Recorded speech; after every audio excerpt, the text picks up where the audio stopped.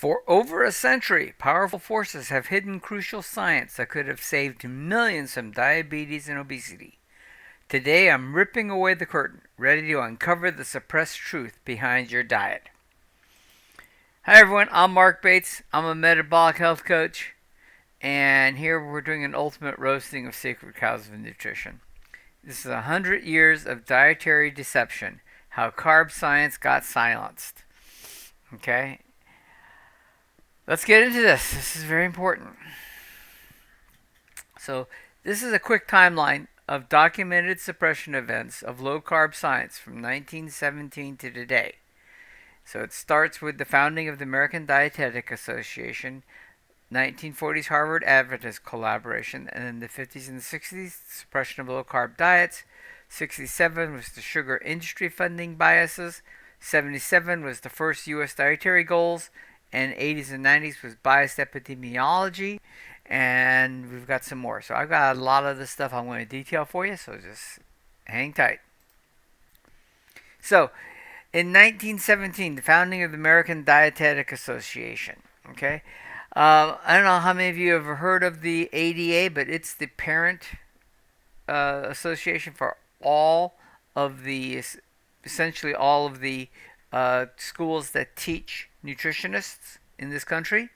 And there are several versions of them in other countries.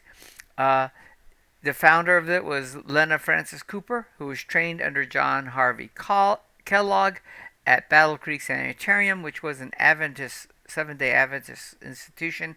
John Harvey Kellogg, if you don't remember from some previous videos, was an ally of Elizabeth White, right? And the founder of the Adventist Church, and Cisco was deeply installed in this. It establishes the ADA embedding vegetarian ideology into U.S. dietetic education, right? And the mechanism was early dietetic textbooks authored by Cooper promoting grains and vegetarian diet as scientific health standards, ignoring known benefits of carbohydrate restriction and diabetes therapies. Now remember, this is 1917. This is the first school. All the other schools for quite a long time came from people who attended this school and were trained by John Harvey Kellogg or people who closely associated with him. And so all the original dietetic education in this country came through the Seventh-day Adventist Church, essentially, okay? And who did the doctors go through for training? They went to the dietetics associations. And the same is still today. I don't know how many people I talk to who say, oh, my doctor recommended me to go to a dietitian. And my first question, oh, really? Ask your dietitian who sponsored their last convention that they attended. And it was Kellogg's or Pepsi or Coca-Cola or Nestle. And yeah, okay, that tells you a whole lot. Okay, in the 1940s, and these are the big highlights, right? Harvard Adventist collaboration on plant-based research. So your actors here on this are two players, Marvin Harding, who was an Adventist, and Frederick Steyer, who was the head of the Harvard School of Public Health, I believe. And these two headed up this thing. As you can see, there's Frederick Steyer, PhD, MD, who's the founder of the Department of Nutrition, Harvard School. Okay, so the big event here was, of course, the publication of vegetarian research promoting cereals and minimizing meat consumption, funded partially by the cereal industry. And the mechanism was researching selectively cited to support grain-based recommendations while low-carb findings were disregarded. Now, this is some of the first major publications of nutrition science in the United States, and ergo the world. And so a lot of the world followed along with us. And I mean, come on, Harvard University. Are you going to argue with Harvard University? Right? I mean, this is the premier university for most of the 20th century in the United States, if not the world, for science. So this carried a lot of weight. Okay? All right. In the 50s and 60s, right, you had suppression of low-carb diabetes therapies. So you had the American Dietetic Association in association with Kellogg's, who was still an Adventist, primarily an Adventist company at that point, and Sanitarium, who was a completely owned and still is an Adventist company who are food manufacturers, cereal manufacturers, right? So the event was the transition of diabetes management guidelines toward high-carb diets, despite decades of medical evidence. And we had Dr. Elliot Jocelyn, for example, who had great response to putting diabetes patients on low-carb diets, and he got great results from that, right? And that carb restriction reversed the hyperglycemia that they had. But they ignored those things. And how did they do that? Through professional guidelines, training manuals, and public advice, redefining high-carb diets as balanced nutrition, silencing prior low-carb protocols. Now, you're going to start hearing some terms that will become very familiar to you. Remember, this is the ADA, the American Dietetic Association, Harvard, and the SDA Church, and their cohorts, right? Balanced nutrition starts coming into play here. And that's what you hear nowadays. Everything's a balanced nutrition. You got to have a balance of carbs and meat and fat. No, you don't. Okay? That's really wrong. Okay, let's keep going. Okay. If you haven't heard of this stuff before, even at this point, please put it in the comment section. I want to know who hasn't heard this stuff, because this is crucial to understanding the history of where nutrition science started in this country. Okay, 1967. This is a big one, okay? Because this is when they started doing the research going into the whole idea of producing the American food guidelines, okay? And this is the bias for the sugar industry. So you had Harvard researchers, and Harvard University will play a role in nutrition, in false nutrition research forever at this point, in my opinion. Right? It just looks like it's not stopping. Okay, there are big players in this. So Harvard researchers and the Sugar Research Foundation. Remember, so all the sugar manufacturers got together, funded this thing called the Sugar Research Foundation, whose job was to make sugar look good, right? Okay, so the Harvard scientists, like Frederick Stare, published reviews downplaying sugar's role in heart disease, shifting blame to fat. Now, let me explain something here. We have the evidence. We have the records now. They were paid to publish these reviews. This was direct payments to these Harvard scientists to publish these reviews. Okay? You can't get any more corrupt than that. So the mechanism here was industry-funded research distorted public policy, delaying recognition of carbohydrate-related metabolic harm. Yeah. So if you're a researcher and you are dependent on industry to provide your funds to produce the research that you do, that you get published, and if you're a college researcher and college professor, well, guess what? Your ability to remain a professor and to be employed depends on your ability to publish. And to publish research, you have to get the research funded. And, you know, the university may be able to fund a little bit of it, but you know, if a big corporation comes and says, here, we want you to do a research study to prove that sugar's not bad for you, well, you know, it's hard to turn that down if your job's on the line. So this is direct corporations corrupting the science. Okay, this is 1967 when this thing starts big time. Okay, 77. You heard me talk about this before. The U.S. dietary goals for the United States. So your main actors here are George McGovern, right? He headed up the Senate committee. Vegetarian staff writers, Nick Modern, who worked for George McGovern, and Kellogg's Influence. So the event was the first federal dietary guidelines recommended high-carb, low-fat, grain-based diet for all Americans, right? And the mechanism was that they ignored clinical data showing carbohydrate intolerance, diabetes, and elevated triglycerides, adopted Adventist ideology aligning with cereal industry profits. Okay? And the key thing you gotta look into George McGovern's, because he just lost big time the presidential election against Nixon, right? And he was looking to get back into the public light. Well, look into his history. He, before this committee met and they wrote this staff committee, he spent a, a, time at the Pritikin Center because he was having some health problems. And Pritikin was a vegetarian. I don't know if he was a Seventh-day Adventist, but he certainly seemed to act like it. Okay, his main protocol was uh, basically a vegetarian diet, lots of rest and relaxation, and reducing of stress, and stopping smoking. And yeah, people came out of his retreats not facing as much cardiovascular disease. Well, guess what? Reducing the risk and stopping smoking are probably the reasons. Had nothing to do with the vegetarian diet. All right, so keep this in mind. Right, these are big players in the diet industry trying to change the way Americans eat.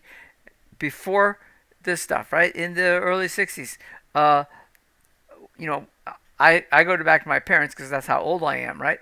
Back in those days.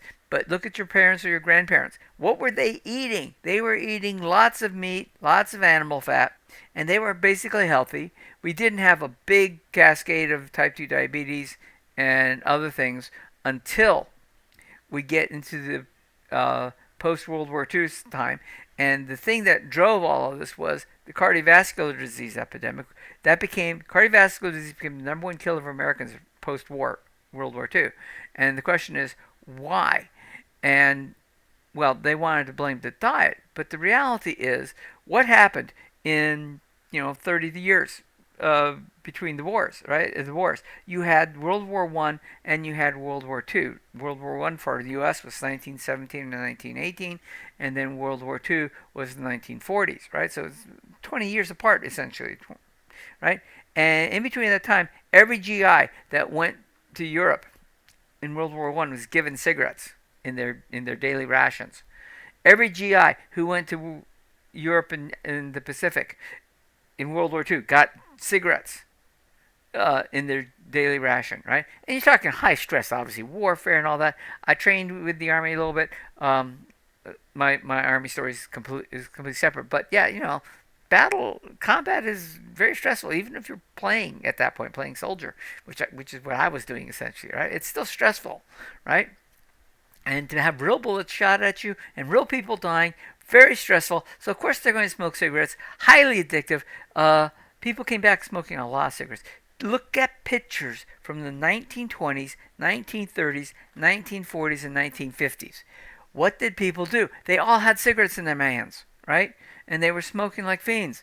The big thing with the cardiovascular disease was when President Eisenhower, right, had his first heart attack, right? And that's when they said, oh, it's saturated fat that's causing all the heart attacks. They ignored the fact that the guy smoked a carton of cigarettes every day, I think. I mean, he just was a smoking fiend. Yeah, and we know smoking is probably the number one risk factor for cardiovascular disease. But they ignored that. They went right to the diet. And guess what? Who was in charge of all of that? Well, it was the vegetarian community coming out of Harvard and Minnesota under Ancel Keys. And they're the ones who controlled all this stuff in terms of the information flow. So you just be very careful with that. Okay. 1980s to the 1990s, you had biased epidemiology and long-term cohort studies. Oh, look at who's the actor again. Harvard School of Public Health, the American Dietetic Association, and food industry sponsors. It hasn't changed, has it? No, it hasn't. Okay, so the event here was a large, really gigantic study, the Nurses' Health Study, plus a bunch of others, right? But that was the big one. And the purpose of the study was to show carbohydrates worsened some health markers, but final reports emphasized fat reduction as the primary public message. They lied. Okay? Plain and simple. Adverse carb data was omitted. Results rephrased to support low-fat, high-carb agenda. I mean, they just went out and lied. Okay? At the same time, once again, our buddy Ancel Keys conducted the Minnesota Heart Study, 10,000, I believe, patients who were in institutions of different state institutions of various kinds, where he had the ability to monitor what they were eating and do a lot of blood tests and stuff. Uh, they never published that data. I wonder why. Well, what we found out, because just a couple years ago, the son of the chief researcher, after his father's funeral, went down into the basement, found all the data tapes with all of the data, and the storage and the cards with for the computer and all, and such, and he reran the data and looked at it and published it. And basically, the study, which was supposed to prove saturated fat was the killer, proved the exact opposite. It was carbs, it was smoking, it was all kinds of things that caused cardiovascular disease, but it wasn't saturated fat. And that just got published a couple years ago. You can look that up on Google or something. Minnesota Heart Study, okay? Just recently published. But wasn't published by the original researchers. It was published after all the major researchers had died. Okay, wonder why they had to wait till they died. Okay, just think about that. Think about where the money for all this stuff came from. Okay, the American Dietary Association. Oh boy, they come back again. Look who the actors are: Kellogg's, Coca-Cola, and Sanitarium.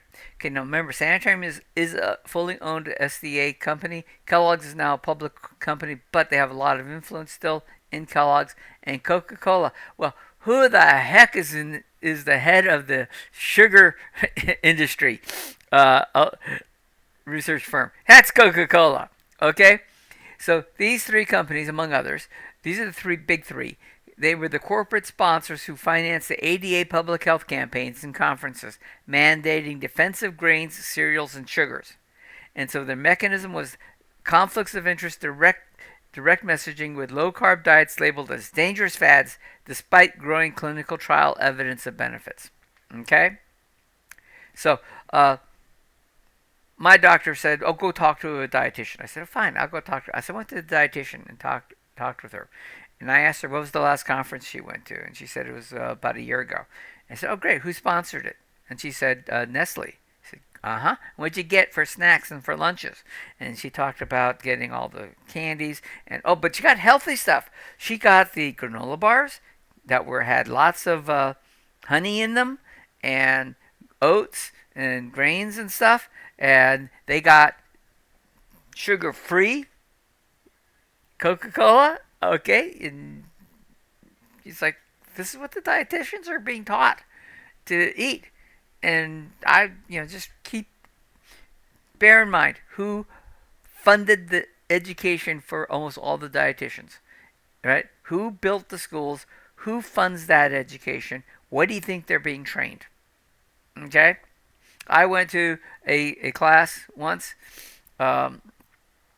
On diet and health education when I started this journey 13, 14 years ago, and the instructor there stood up and said,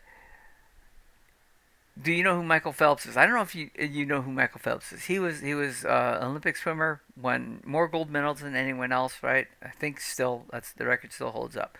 And he would say, and here's what makes Michael Phelps so special was the fact that he would burn 40,000 calories or some gigantic number every day in his training. And so he could sit there and he could eat chocolate chip pancakes covered in syrup, and he just went through all like the Michael Phelps daily diet and how many carbs were in it and how he was eating all this stuff. And yet he was still supposedly very healthy.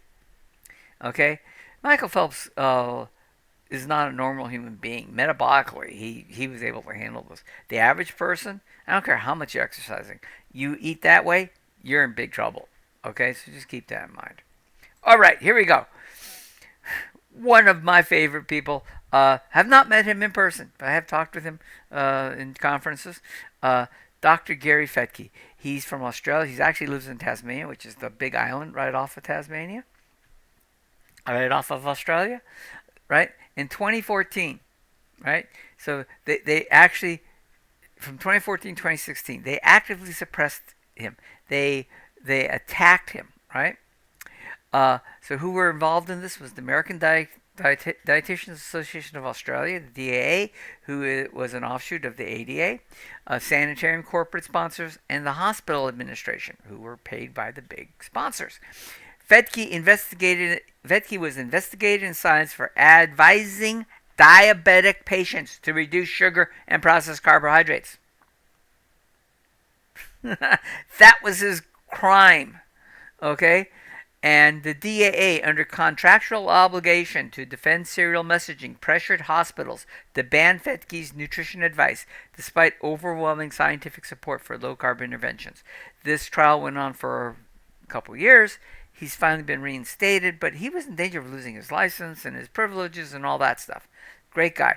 The other guy that, of course, who's a big mentor of mine, I've spoken with him, not necessarily directly in person, but in conferences and through many classes I've taken from him, is Professor Timothy Noakes from South Africa. And basically the same thing happened to him, right? He told people eat low carb on a Twitter post that he just sent out. It wasn't even like medical advice. And the Diabetes and the Dietetic Association in South Africa attacked him and tried to get him removed from his professorship at the college, the big college of South Africa that taught doctors, and have his licenses removed and all that stuff. And that took a couple years for that trial to go through. And there's a book called The Lore of Nutrition, and the Noakes trial tells you the whole story and the evidence that he presented that they couldn't refute, that what he was telling people was absolutely true. That ultimately the whole thing got dismissed. But that is, these people who were the dietitians, it wasn't the doctors that was coming after me. It was the dietitians who came after these doctors, because they were trained and they were funded by the big sugar companies. And so just watch where the money comes from. Follow the money, as always. Follow the money. All right, we're almost done here. Let's talk about Adventist influence on global lifestyle and medicine. Right? There's an alliance for this. So the Seventh-day Adventist Church, Coca-Cola backed exercise is medicine lifestyle medicine organizations. So Coca-Cola came back in 2017. They had this big thing, right? Exercise is medicine. And this is all about, you can still drink your Coca-Cola, just make sure you exercise enough to burn off the calories, right? And this is where in the United States people were just being bombarded with calories in, calories out information, right? And you can thank Coca-Cola for that, right?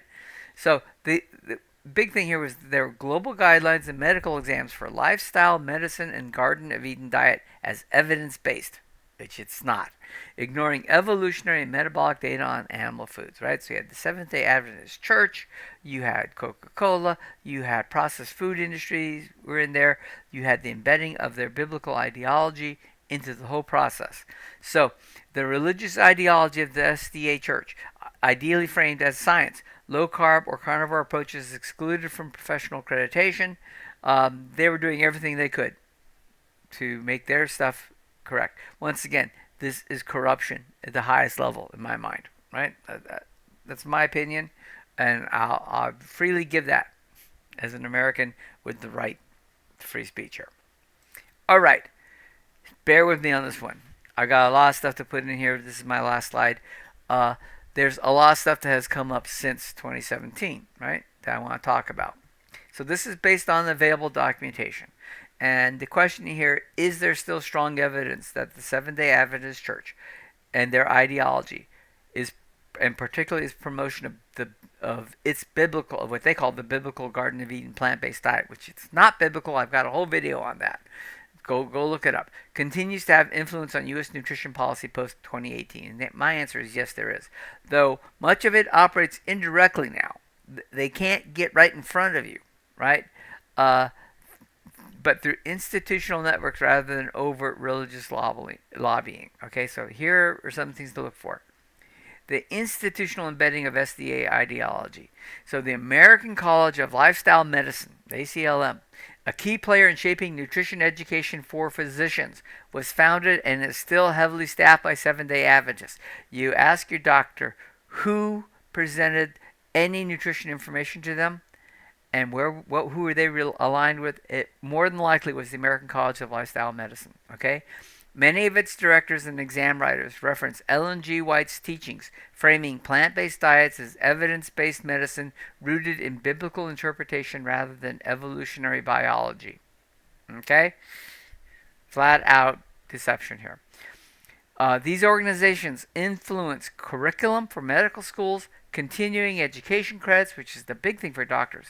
Most of them don't get a lot of curriculum in medical school on nutrition, but they do have to earn all of these continuing education credits to maintain their certifications, and a lot of these things are paid for by the American College of Lifestyle Medicine, right?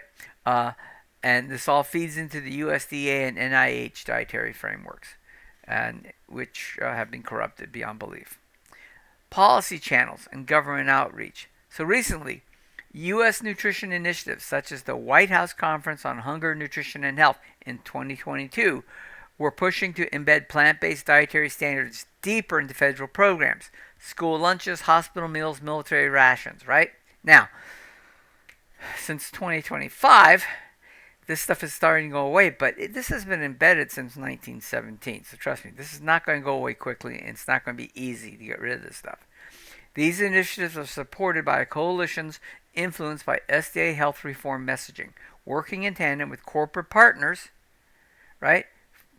Processed food manufacturers like Kellogg's and Sanitarium, both rooted in Adventist origins, to institutionalize plant-based dietary advice. Follow the money in all this case, right? Always follow the money. Okay, research and advisory capture. So many studies informing USDA Dietary Guidelines still rely heavily on Adventist health studies, right? Which are observational and confounded by religious lifestyle factors, non-smoking, abstinence, and alcohol. One of the biggest fallacies people keep throwing at me is, why do Adventists live so long if it's unhealthy? And the question is, no, look at them. They may live longer because they don't die, but are they really healthy? They're not.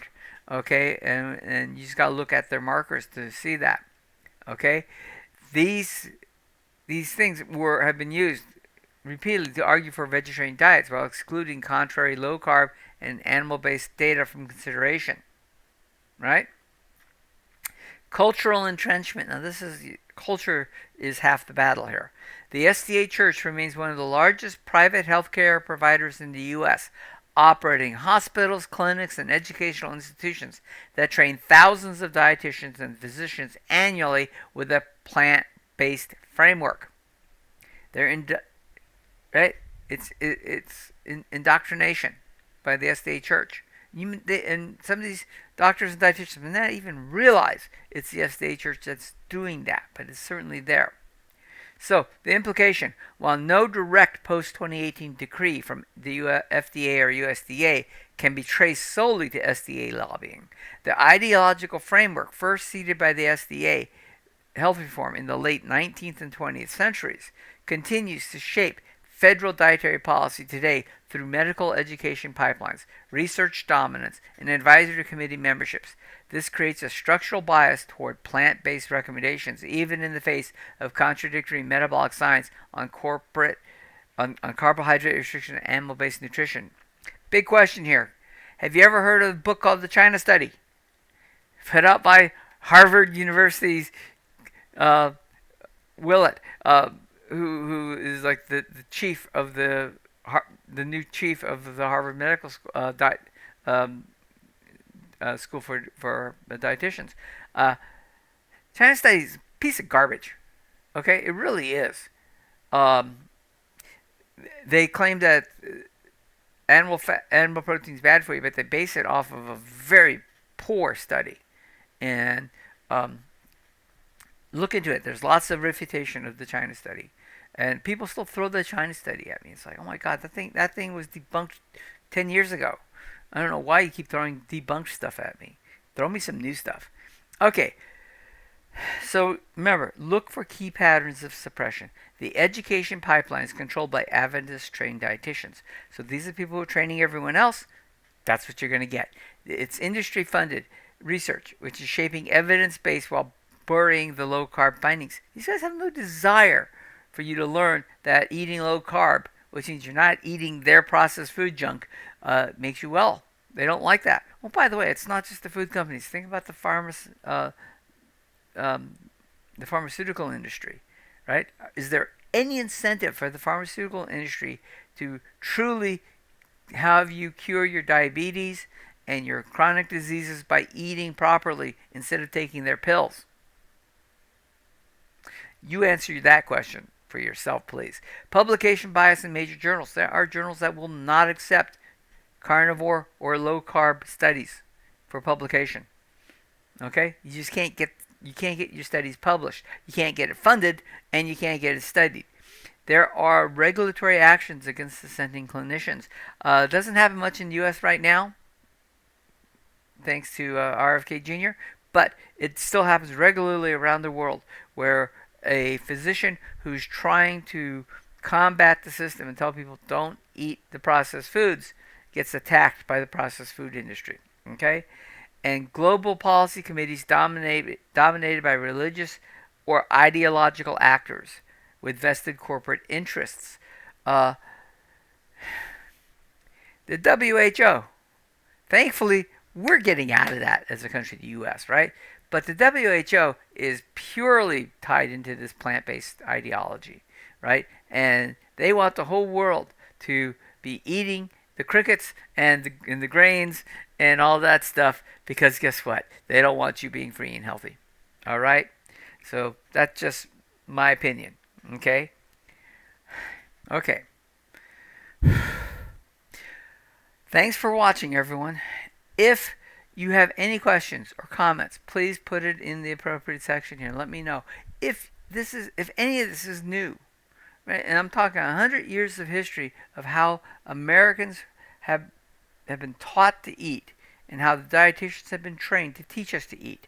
If any of that is new to you, let me know. I'm just curious, because I'm on this crusade to make sure that you know why people are telling you to eat stuff that you shouldn't be eating.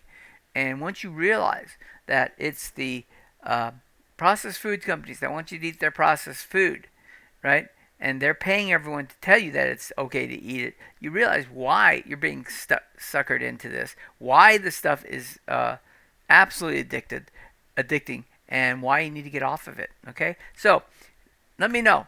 I'm just curious what you've heard or have not heard. In the meantime, if you haven't done so, please like and subscribe to the channel. It helps out a great deal. Share this video with somebody who may be thinking, oh yeah, I want to become a vegetarian or something.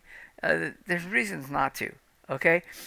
Or I'm going to eat processed food. I believe the food pyramid and all that stuff, right? Share this video with them. You're going to be helping a lot of people by helping this channel and sharing the message out. Thank you so much.